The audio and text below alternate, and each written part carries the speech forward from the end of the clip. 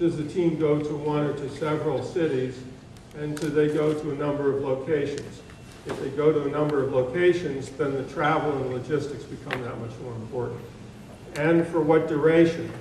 Many people are only used to going for a short period of time, and there has been a variety of requests from the government of Haiti for how long they would like teams to be in Haiti. The last I heard, the president said he didn't want short-term teams in Haiti. He wanted people for the long time.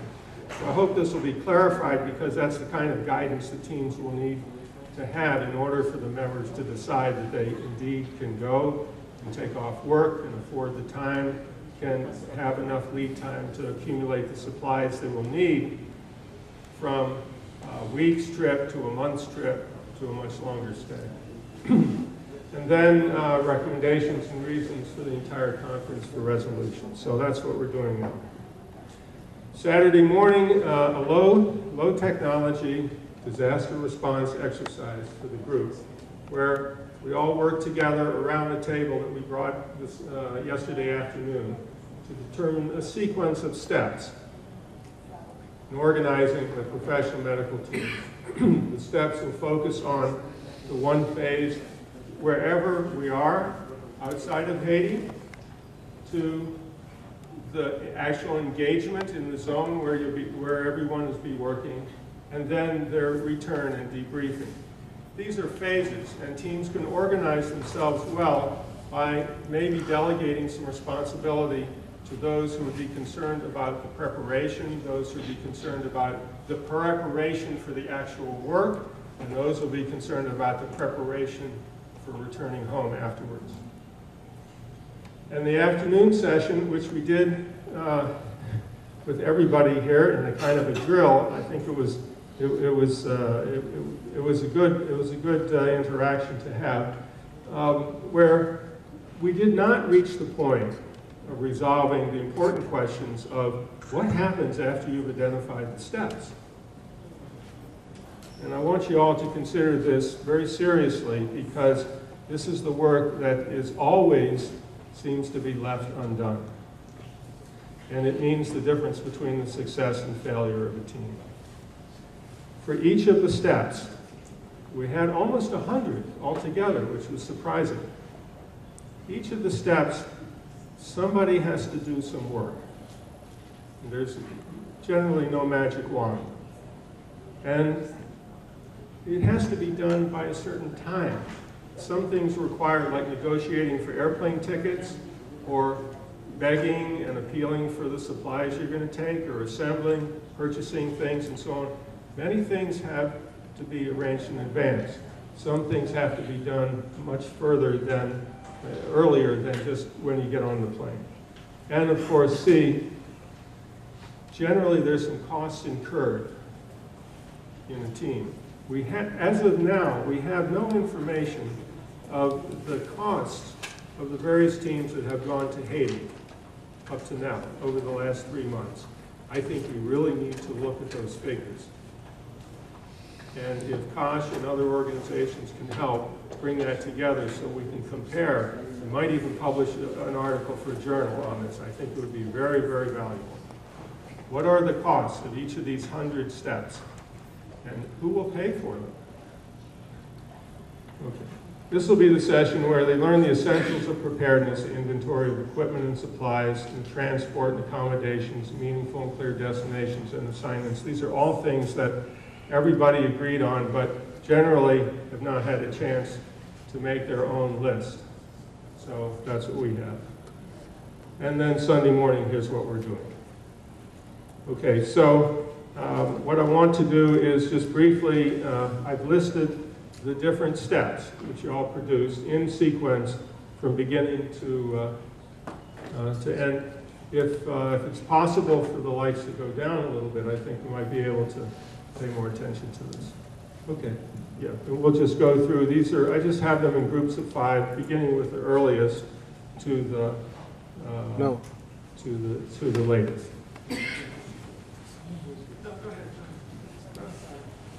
Okay, in this case, these are first there was discussion about the importance of having credentials. Discussion yesterday about that. ability to move in a foreign country, even if you're not in the team. If it wasn't for Dr. Castor, I would be a fish out of water in Haiti during the time that we were down there. So it's a very important point. And then defining the team's mission. I guess this needs to be done extremely early. People would like to know whether they are one of several doing the same thing, or will they be doing something distinctive.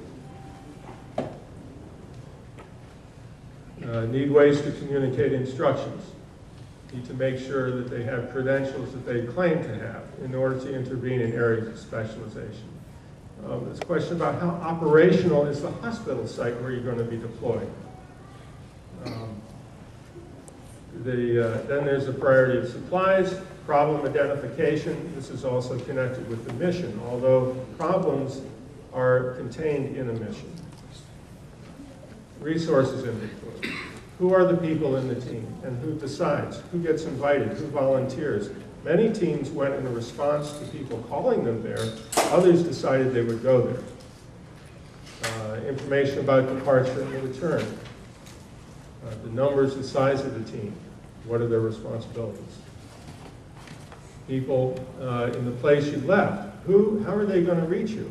My father, my family, they had no idea how they could reach us. It was totally up to me to try to reach them.